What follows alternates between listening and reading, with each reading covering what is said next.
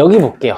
그 다음에 여기 세포의 구조에서 제일 중요한 부분, 처음에 우리가 뭐 배웠었냐면은 세포의 구조, 핵과 세포질로 되어 있었다라는 거. 그 다음에 두 번째로는 식물 세포에만 있는 거를 배웠었고, 그래서 엽록체, 세포벽, 액포가 있었고, 그다음 물질 대사에 관여하는 게 누가 있었지? 미토콘드리아랑 엽록체. 그래서 여기서 체크를 한번 해보신다라면 지금 우리가 배운 부분이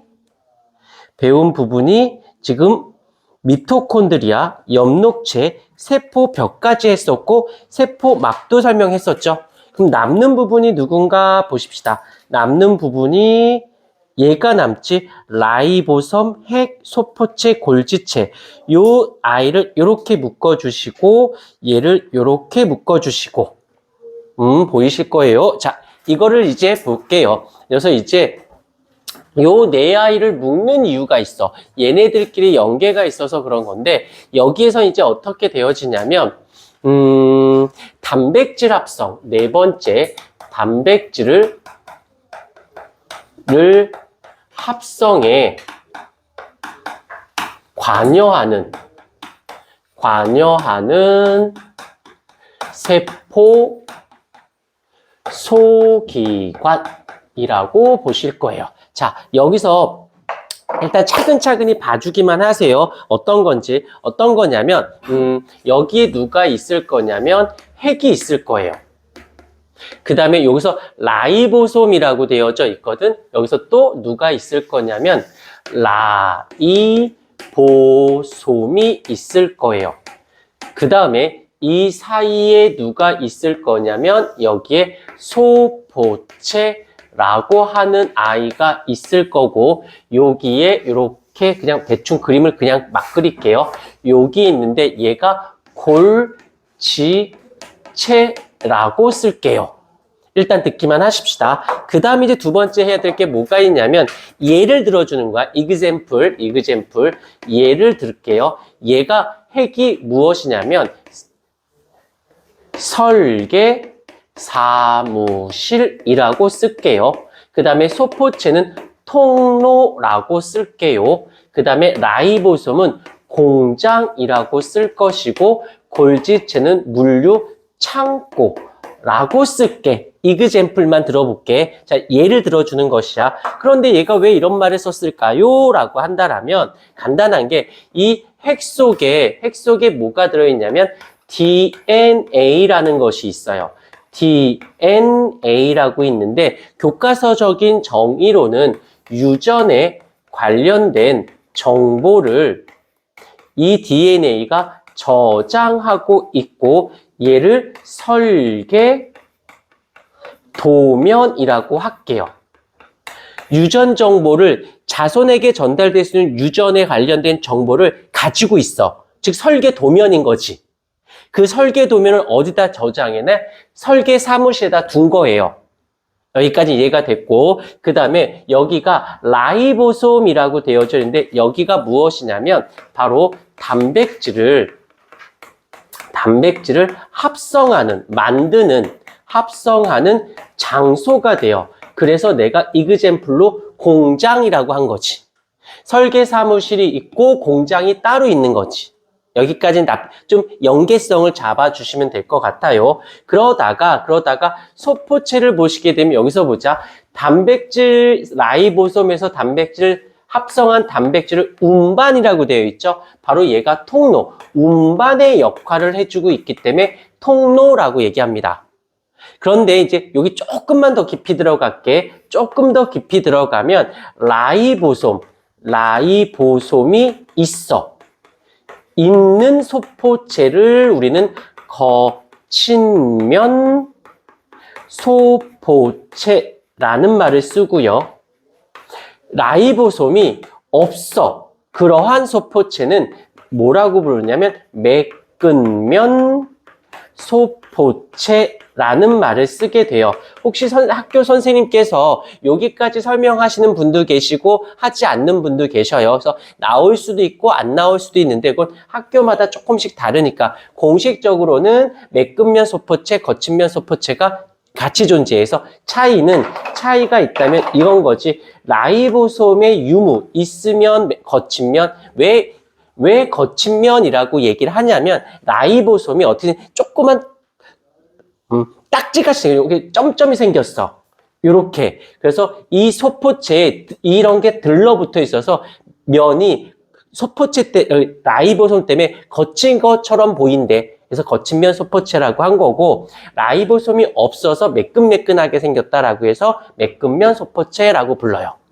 오케이. 여기까지는 되어졌고, 그래서 설계 도면이 있는 DNA인 핵이 설계 사무실, 공장, 그쪽으로 보내주는 통로. 자, 이제 단백질을 합성했어. 만들었잖아. 그러니까 물건을 만들었으니까 어떻게 해줘야 돼? 만들었으니까 창고에다가 무엇을 해줄까? 이 만든 단백질 물질을 여기다가 저장을 해야겠지. 그 다음에 이제 물류 창고를 생각해보자. 창고는 저장을 하지. 근데 저장만 해?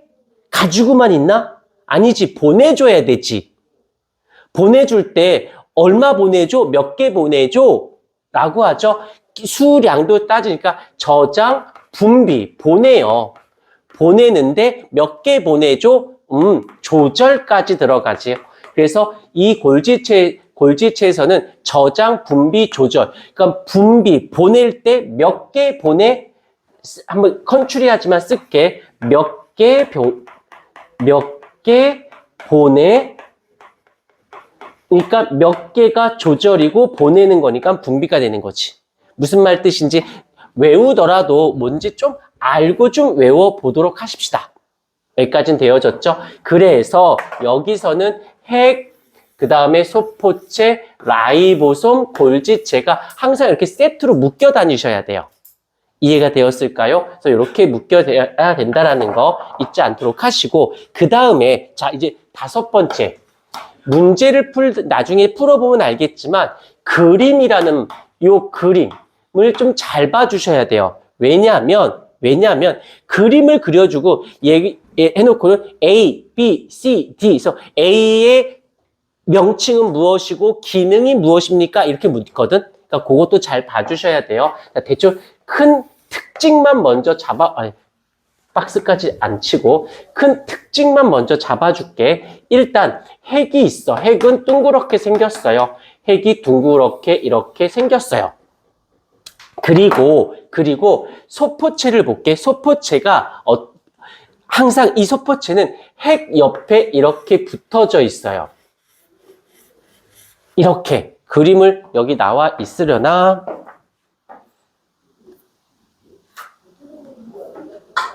이렇게 보면 여기서 보면 소포체들이 핵 근처에 붙어 있어요. 여기까지. 그 다음에 골지체를 봐봐. 골지체가 약간 좀 다른 것 같아 보여도 생김새가 약간 좀 핵에 들러붙진 않았지만 옆에 떨어져 있는데 생김새가 되게 비슷해. 이 그림이 이런데 이게 비슷하게 생겼어요. 대신 핵에 들러붙어 있으면 소포체고 약간 떨어져 있으면 골지체라고 표현하시면 됩니다. 요 정도 잡아주면 되고, 그 다음에 누구? 미토콘드리아. 미토콘드리아가 있고 엽록체가 있는데, 이 미토콘드리아는 일단 둥그렇게 그려주고는 얘는 여기가 쭈글쭈글 요렇게. 근데 얘 엽록체는 동전을 쌓아놓은 것 같은 요렇게 돼요. 듣기만 해. 안 중요해. 동전 하나 같은 걸 텔라코이드라고 하고, 요렇게 묶어놓은 걸 그라나, 나머지를 스트로마라고 표현하는데, 몰라도 돼요. 그냥 그림만, 생김새만, 대충 그림만, 여기서 좀 확대해서 볼게요. 요렇게 본다면 잘 안 보이지. 그지 같네. 이제, 미안해. 나중에 문제편에서 보여줄게요. 요렇게 되어져 있다라는 거. 그 다음에 여기에 세포막이 되어져 있고, 그 다음에 액포도 어딘가 보일 거예요. 액포 어디 갔어? 요게 액포인데? 안 써져 있네. 그냥 이렇게 둥그렇게 안 중요해. 안 중요해. 요게 가장 중요한 게 바로 요 아이 소포체라는 거. 들러붙어져 있다라는 거. 그 다음에 얘가 골지체라는 거. 그 다음에 엽록체와 미토콘드리아. 근데 여기서 보시게 되면 동물 세포에는 엽록체가 없어. 그건 당연하겠지. 근데 이쪽에서는 식물 세포에는 조심해야 되는 게 식물 세포에는 엽록체도 있고 미토콘드리아도 다 있어요. 나온 김에 조금만 더 할게. 조금만 더. 6번째. 일단은 먼저 미토콘드리아가 있어요. 미토콘드리아라고 하는 아이가 세포 호흡을 하죠. 이 세포 호흡을 통해서 에너지를 생성을 합니다. 나중에 가면 이제 ATP라는 걸로 배우는데 요 에너지를 가지고 생명체가 살아갑니다. 그때 이 에너지를 생성하기 위해선 뭐가 필요해? 유기물이 필요하죠. 유기물을 미토콘드리아에서 이화작용, 분해하는 과정 속에서 에너지가 만들어지고 그걸 갖고 살아가져요. 그런데 자 보세요. 식물 세포를 볼게. 식물 세포는 엽록체에서 자기가 스스로 유기물을 합성해 만들어요. 만들어서 미토콘드리아에 보내주고 세포호흡을 통해서 에너지를 만드네. 근데 동물일 경우는 상황이 조금 다릅니다. 이 동물인 경우일 때는 어떠냐면 섭취라는 걸 합니다. 영양소를 섭취를 해요. 먹어요. 먹어서 미토콘드리아에 보내줘서 세포호흡을 통해서 에너지를 만들고 살아가게 되는 거지. 약간 그러다 보니까 정리한다라면 이 동물인 경우에는 미토콘드리아만 있으면 되고 대신 누가 있어야 돼? 소화기관. 양분을 흡수하는 소화기관. 근데 식물인 경우에는 엽록체도 있고 미토콘드리아도 다 있다고 보시면 됩니다. 오케이. 요 정도까지는 꼭 기억을 해주셔야 되고 요건 시험지상에서 아주 단골 손님이에요. 아주 단골 손님이기 때문에 잘 잡아주시면 감사하겠습니다. 이쁘게 필기 좀 해주실까요?